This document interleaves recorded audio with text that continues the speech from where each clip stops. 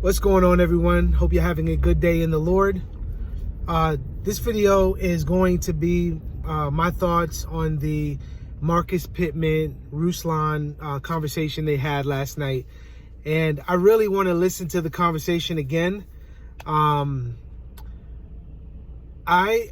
let me share my thoughts. All right. So Ruslan is a YouTuber, probably most known by that now. But he's also a Christian rapper, entrepreneur, all those sorts of things. He's kind of, jack of all trades in that way. Marcus Pittman is a film producer. He has various experiences in the film industry, actually starting his own entertainment industry. But I want to post both of their links below. I think Pittman is doing some really good work with regards to media, right, and advancing Christ's kingdom in that way. So that's all good work. And I love Ruslan's stuff on entrepreneurship and self-government. I think he's got some really good stuff on there on his channel about that. My issue with Ruslan, and this will be laid out maybe in some other videos, but my issue with Ruslan is that he embraces some tenets of critical race theory. Now, this is one of the points to make, is that last night when they were having the conversation, Marcus Pittman brought that up, and Ruslan obviously objected, did not agree with it at all. And the tenets of critical race theory that Ruslan is embracing is this concept of whiteness and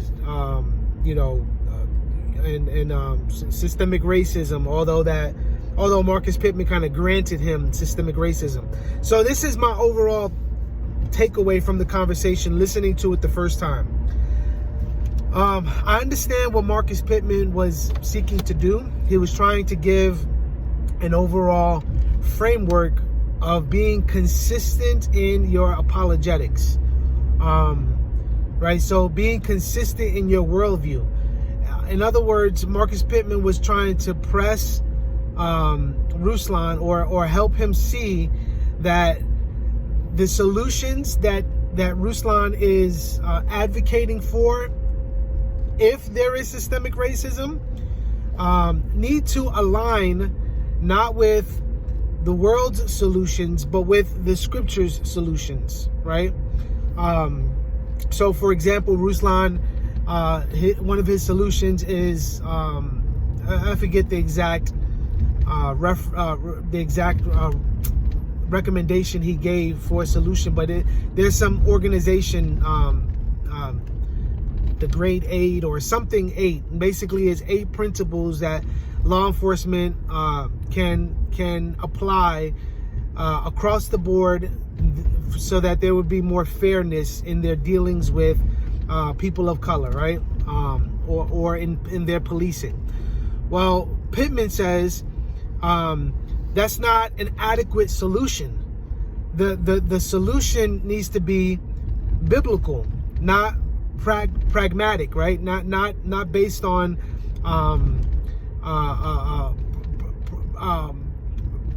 practical worldly things that work, right? They need to be biblical, and I agree with that 100%. And one of the things that was so let me go back. So one of the problems with the conversation last night, in my opinion, is that I felt like Marcus Pittman didn't really. Let me say this: I feel like Marcus Pittman's goal was long term, and that's good. And I see where his approach. And I don't know if Marcus. I'm assuming that Marcus, went into this thinking in these terms. But as a fellow post-millennialist, I see that the importance of the long term, right? So what do I mean by that? He gave he gave Ruslan principles for him to use and to think through for long-term solutions, right? So he basically laid out a framework on how Ruslan should be thinking about these issues of systemic racism, and about the issue of police brutality, right? And about the prison system. He gave him a framework, but the problem in this conversation is that when Marcus Pittman initially gave the invitation to Ruslan, it was about CRT. It was about his embrace, and I'm kind of vague about the exact wording that Marcus Pittman put out there to Ruslan, but the initial invitation was about Ruslan's embrace of CRT, right? And CRT was not dealt with. It was dealt with vaguely in the conversation. And so I don't have a problem with the methodology of Marcus Pittman if they were going to have more conversations along the same lines. But if you got one shot to talk to Ruslan about the core of his issues pertaining to CRT, then that's what we need to deal with. Not the arts, right? And again, those are all important topics. But Ruslan is inconsistent with how he's applying this worldview, because he's not theonomic. He's not postmillennialist. He's none of those things. And so I don't have a problem, again, with having that conversation, but in my opinion, it veered away from the original purpose of the initial conversation. The initial conversation was to speak to Ruslan about these issues on critical race theory. Now, they touched on it toward the tail end of their conversation, right? But that's my only qualm with Marcus Pittman's approach. It's like, man, dude, you had one opportunity to talk with him, and you had a limited time to talk to him. And so let's get to the heart of the matter. Let's not skirt around. Now let me say this.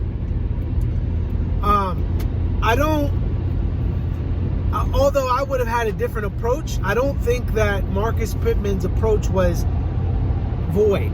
Right? I think that there's a potential for how Marcus Pittman approached the conversation.